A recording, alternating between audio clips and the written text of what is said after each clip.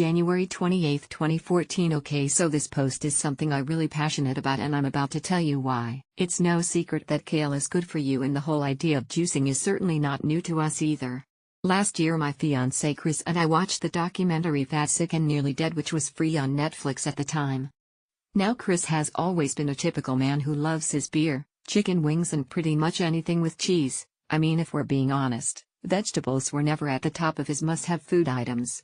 Well, the documentary really opened both of our eyes to the benefits of consuming large amounts of fruits and vegetables that we otherwise probably wouldn't be able to eat all at once, and how it can really change your viewpoint on what you put in your body. Well, let's fast forward to a year later.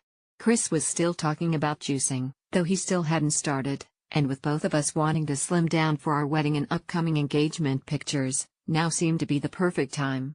My brother actually surprised us with a juicer for Christmas this past year, and after some really good holiday indulging, Chris decided to go ahead and start the following Monday. We were both super skeptical on how this was even going to taste, because honestly the end result looked like something found at the bottom of our garbage disposal. Truth be told, it was shockingly good. Well, this excited both of us, and Chris committed himself to drinking 2 juices a day, morning and night, along with a healthy lunch, because it's still important to get that fiber and protein in your diet. I promise you I am not exaggerating when I tell you how successful this has been for him. In the first week of juicing he lost an incredible 10 pounds, which of course was mostly water weight, but this only pushed him harder to stick to it. It's been just 3 weeks now and he's lost over 25 pounds, is down a few belt loops and looks extremely different in his face. And because he feels so much better, he has started working out regularly and has cut his drinking down significantly. I can't tell you how incredibly proud I am of his commitment to health and motivation for really sticking to something, even though it can be hard at times. Not only has he gotten me on board, but his family bought a juicer, my mom is now buying one, and even people he works with are looking into it. With that said, juicing may not be for everyone.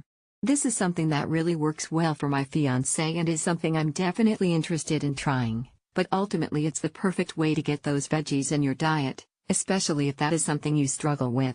The main component in all the juices Chris makes is kale, and I can't stress enough how healthy this little, actually really large and tends to take up my whole cart plant is for you.